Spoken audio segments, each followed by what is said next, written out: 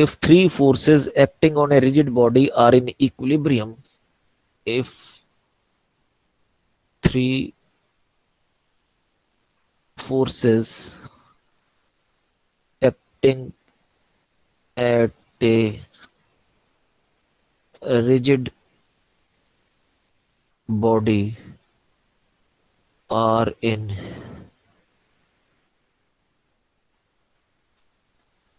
equilibrium, then they are coplanar.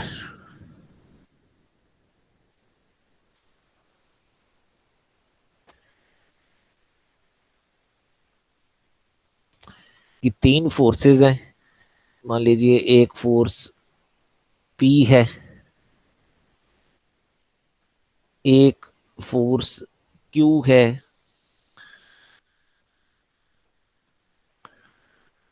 और एक force R है। तो मैंने ये शो करना है कि अगर P Q R इक्विलिब्रियम में है तो वो कोप्लेनर होंगे। So let P Q R B in equilibrium.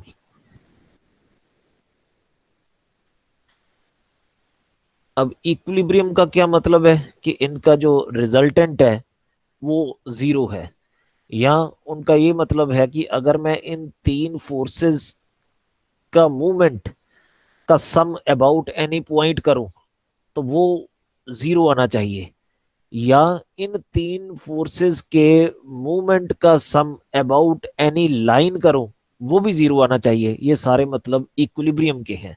So P Q R B in equilibrium, therefore movement, या therefore sum of the movements of P, Q and R about any line is zero। अच्छा, अब जो any line है वो मैं एक special line choose करता हूं। मैं कहता हूं कि let A and B be any points on P and Q।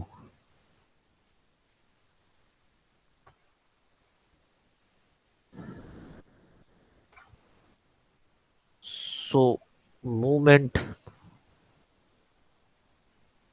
so sum of the movements, sum of the movements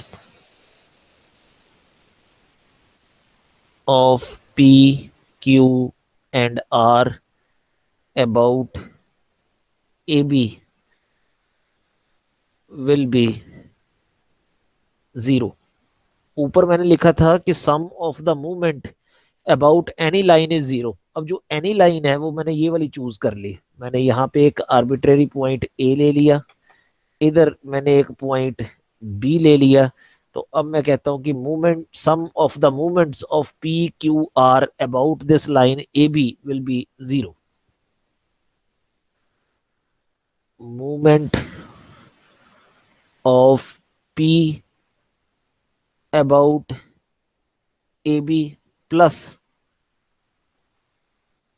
movement of Q about A B plus movement of R about A B is equal to zero. तो अभी तक मैंने सिर्फ ये बोला है कि P Q are equilibrium में है। क्योंकि वो इक्विलिब्रियम में है इसलिए उन तीनों का मूवमेंट किसी भी पॉइंट के अबाउट लेके उनका सम कर दो जो जीरो आएगा, या किसी भी लाइन के अबाउट मूवमेंट लेके सम कर दो वो भी जीरो आएगा, because P Q R in equilibrium. So this further implies ये वाला part movement of P about A B ये जीरो है क्योंकि पी फोर्स ए में से पास कर रही है। Movement of Q about A B this is also zero because Q is passing through B, plus ये खाली बच जाएगा movement of R about A B is equal to zero. अच्छा, अब हमने ये प्रूव कर लिया कि अगर P और Q का movement about this line A B zero है तो फिर R का मूवमेंट भी अबाउट ए बी जीरो होगा। लेकिन अगर किसी फोर्स का movement about any line zero है तो क्या क्या पॉसिबिलिटीज है। नंबर वन पॉसिबिलिटी ये है R is equal to zero. अगर फोर्स ही जीरो है तो उसका movement about any line will be zero क्योंकि zero multiplied by shortest distance is zero. Second possibility क्या है, so this or R is parallel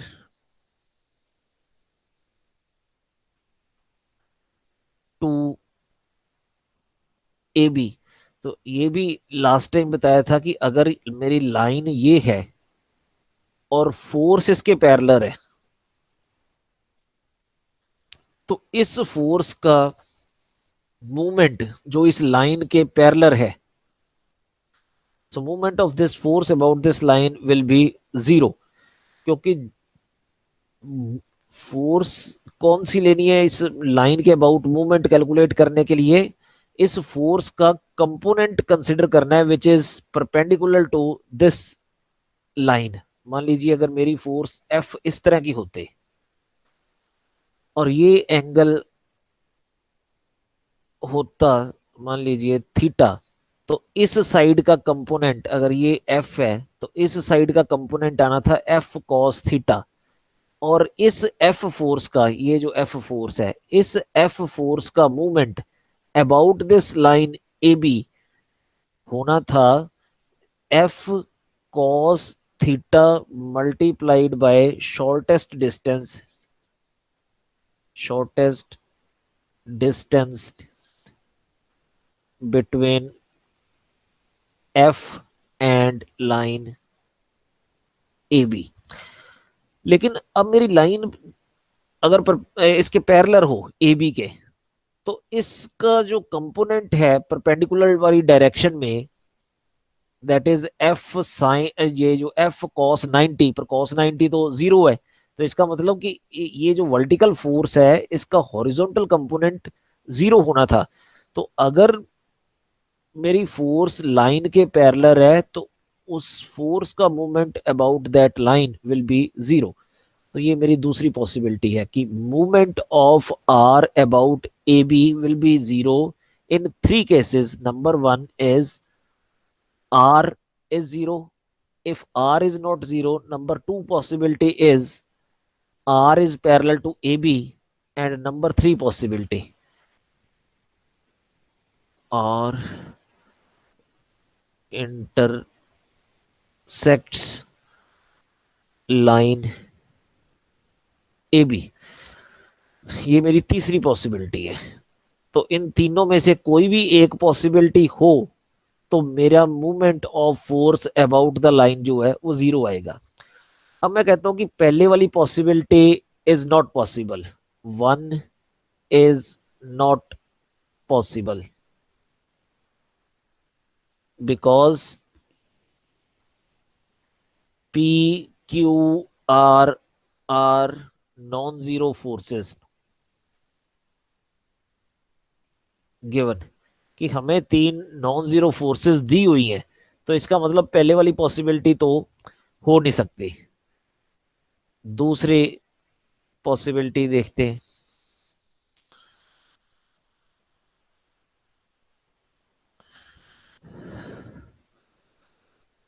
number two is not possible because R is an arbitrary force। अच्छा, इसका मतलब जब पहली दो possibilities हमने रूल आउट कर दी है तो मेरे पास एक ही पॉसिबिलिटी बचती है थर्ड वाली। सो मैं कहता हूं देयरफॉर जो ये वाली लाइन है, ये वाली लाइन कि movement of AB, movement of R about AB is zero. This line implies, therefore, we have only one possibility that R intersects AB, कि R फोर्स जो है वो AB को इंटरसेक्ट कर रही है। तो अब मैं क्या करता हूं, इसको ऐसे एक्सटेंड कर लेता हूं और ये मान लेता हूं कि ये C पॉइंट पे इसने इंटरसेक्ट कर लिया। अब मैं कहता हूं कि choose a point B dash near B on the line Q, and again do the same procedure. Take movement of force Q about AB dash and movement of force P about AB dash. You will see that movement, sum of the moments of P, Q and R about AB dash equal to zero. तो P का movement about A B dash zero पहले से ही है क्योंकि ए से पास कर रही है। Q का मूवमेंट भी जीरो है because Q is also passing through this point B dash. तो मेरे पास खाली एक चीज बचेगी, movement of R about A B dash is zero. तो अब फिर R के लिए तीन पॉसिबिलिटीज, वही जो पहले ए बी के लिए की थी कि R जीरो हो तो मूवमेंट ए बी डैश के अबाउट जीरो आएगा, पर R तो जीरो नहीं है। R अगर ए बी डैश के पैरेलल हो वो भी नहीं है। तो तीसरी एक ही पॉसिबिलिटी बचती है कि R intersects A B dash. तो इसको आगे एक्सटेंड कर दो। हाँ, तो मान लीजिए ये सी पॉइंट पे कट कर गया। तो अब इतनी सी चीज से मेरे पास ये प्रूव हो गया है कि P Q R are coplanar, क्योंकि ये जो सी डैश ये एक ट्रायंगल है।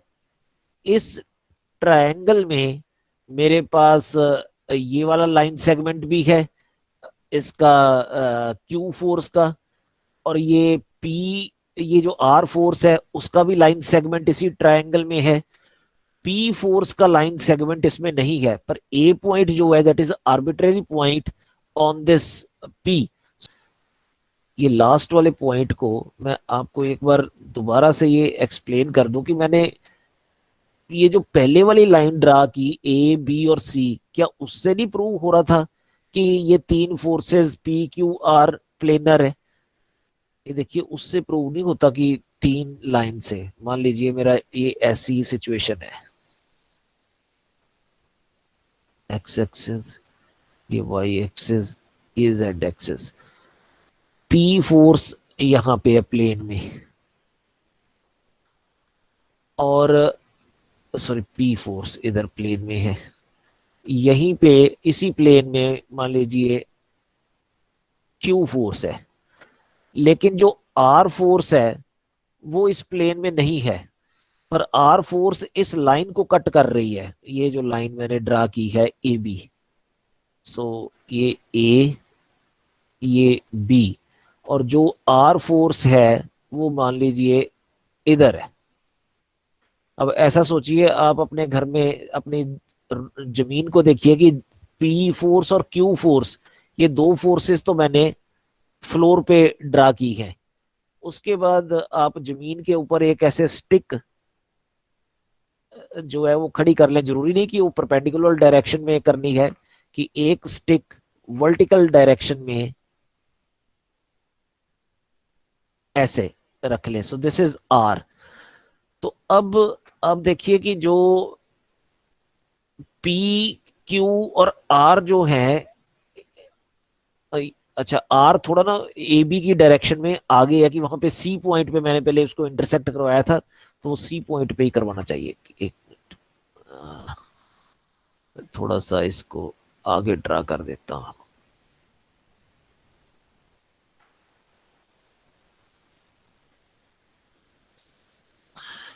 कि ये इसको एक्सटेंड किया है, तो मेरे पास ये पॉइंट सी है कि आर फोर्स जमीन पे नहीं है, जमीन से ऊपर है, कि उसने कुछ एंगल बनाया हुआ है, सपोज थीटा, जमीन के साथ। तो ये ए बी सी, ये एक ही लाइन में है। तो जब ये एक ही लाइन में है ए बी सी, तो उससे तो ये प्रूव नहीं हो रहा कि ये तीनों एक ही प्लेन में है।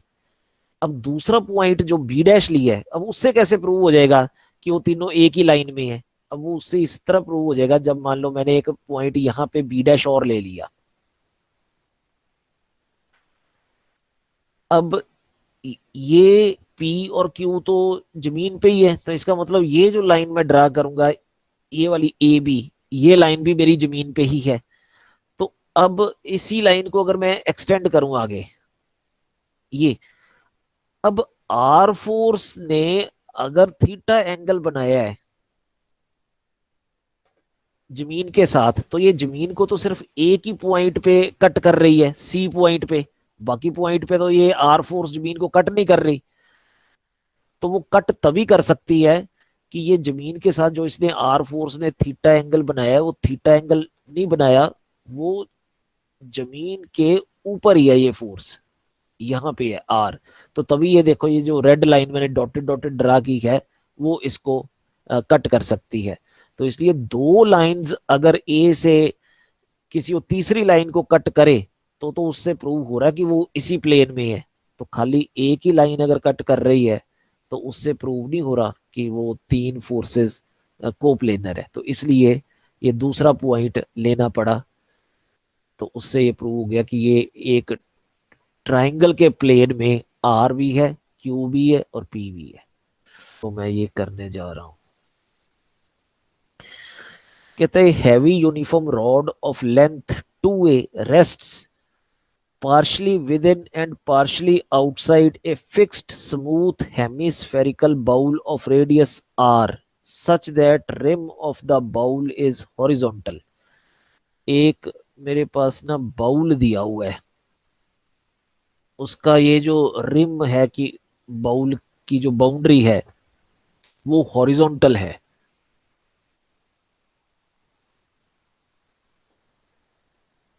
ये बाउल है, तो एक रॉड है जिसकी लेंथ 2a है, वो पार्शली इनसाइड है और पार्शली आउटसाइड है। तो वो इस तरह से है कुछ।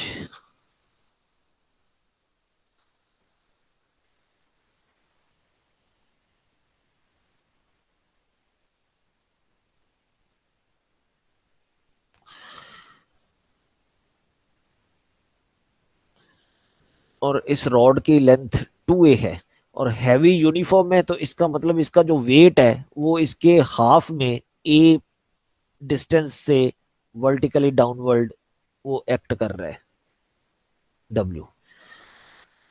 और रेडियस जो है इसका हेमिस्फेरिकल बाउल का, वो भी दिया हुआ है कि इट्स रेडियस इज आर। अच्छा, कहते हैं if theta is the inclination of rod with the horizontal show that 2r cos 2 theta is a cos theta। So if theta is inclination of a rod with horizontal, show that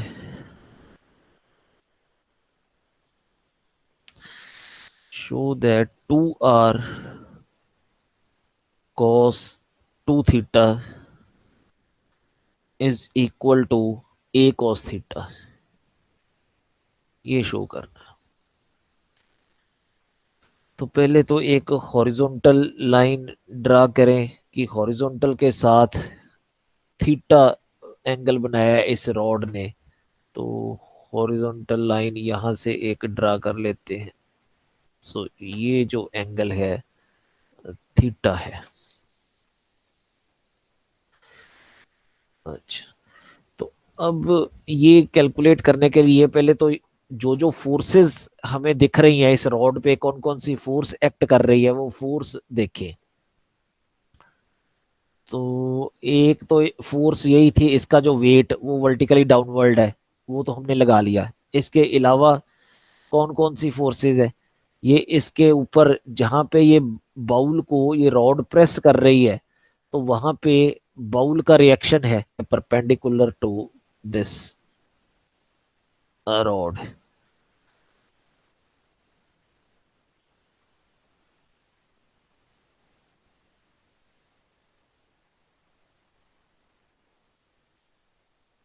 और ये वाले point पे जो reaction है, इनका point का नाम मैं ये ए बी रॉड दी हुई है, सी पॉइंट ये ले लेते हैं।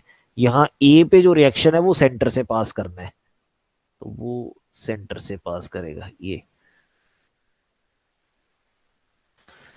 और ये जो डब्ल्यू है, अब तीन फोर्सेस है, दो रिएक्शंस है, एक R1 R2, और तीसरी ये फोर्स है डब्ल्यू।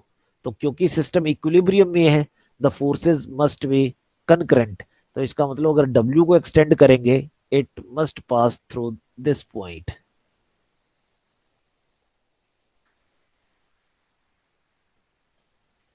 तो ये आ जाएगी पिक्चर मेरे।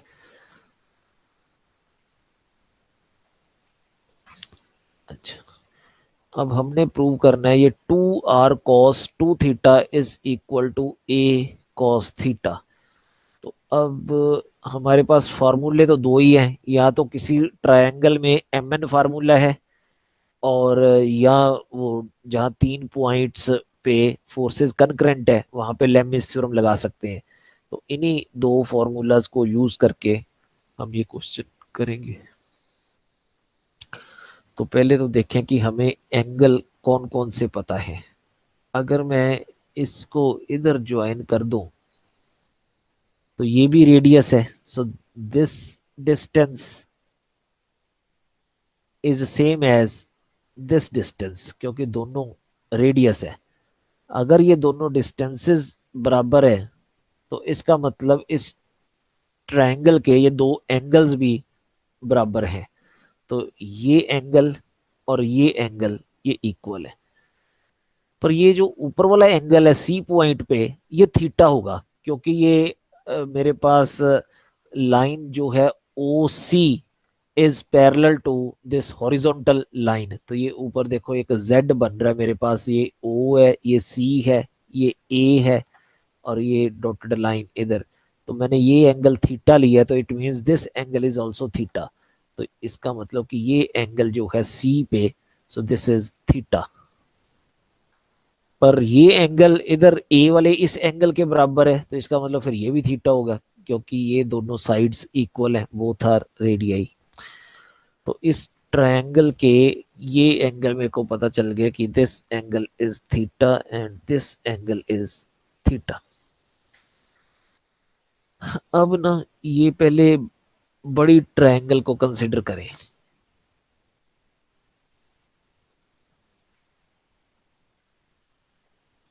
ये जिसको मैंने शेड किया है। तो इन ट्रायंगल ए डी, इसका नाम एम रख लेते हैं पॉइंट का, ये 90 डिग्री एंगल है। So in triangle A D M, A M distance किसके बराबर होगा? A M is equal to A D cos 2 theta, and in triangle A G M, A G M, A M is equal to A M is equal to, अब इसका hypotenuse ये है A G. So this is A G angle theta cos theta, so this is A G cos theta. तो अब ये भी A M की value, ये भी ए एम की वैल्यू, इन दोनों को इक्वेट कर दो।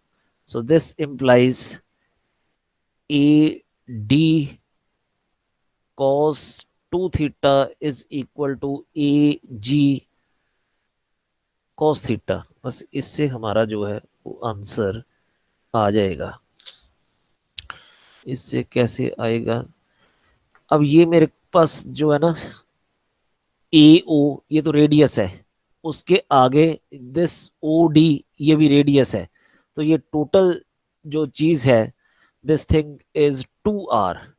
इसलिए है कि ये सी पॉइंट के ऊपर ना 90 डिग्री एंगल बना हुआ है मेरे पास। तो जब भी एंगल ये 90 डिग्री का है, तो इसका मतलब समझना है कि वो किसी सेमी सर्कल के इनसाइड है। तो अब this angle is 90 degree, so this angle is telling me that the angle lies in a semi circle of radius R. तो अब आर रेडियस का जब सेमी सर्कल ड्रा करूंगा, तो इसका मतलब फिर वो इसमें से भी पास करना चाहिए। तो दिस डिस्टेंस इज आर, तो इसका मतलब ये 2r हो गया। तो यहाँ पे AD की जगह पे तो लगा दो 2r cos 2 theta is equal to AG। देखिए, अब इसकी टोटल लेंथ 2a दी हुई है रॉड की, तो G इज मिड पॉइंट, तो इसका मतलब A लेंथ हो गया इधर, AG is A cos theta. तो हमने एक तो ये रिजल्ट प्रूव करना था, ये देखिए कि show that 2r cos 2 theta is equal to A cos theta, तो वो प्रूव हो गया। दूसरा पार्ट इसका एक और भी है, वो क्या कहता है, कहता है also find the greatest inclination of the rod. Also find the greatest inclination of the rod. अब इसका क्या मतलब है? अब देखिए कि अगर ये जो ए पॉइंट है, वो अगर इस डायरेक्शन में मूव करना शुरू कर दे, तो मेरी जो रॉड है उसका हॉरिजॉन्टल के साथ एंगल जो है वो इंक्रीज होना शुरू हो जाएगा। तो ये जो ए पॉइंट है, ये किसी फिक्स डिस्टेंस तक ही आगे मूव किया जा सकता है। तो ए को मैक्सिमम कितना दूर लेके जा सकते हैं, ये फाइंड आउट करना है। That is what is the maximum inclination of line of this rod with the horizontal, ये फाइंड आउट करना है हमने।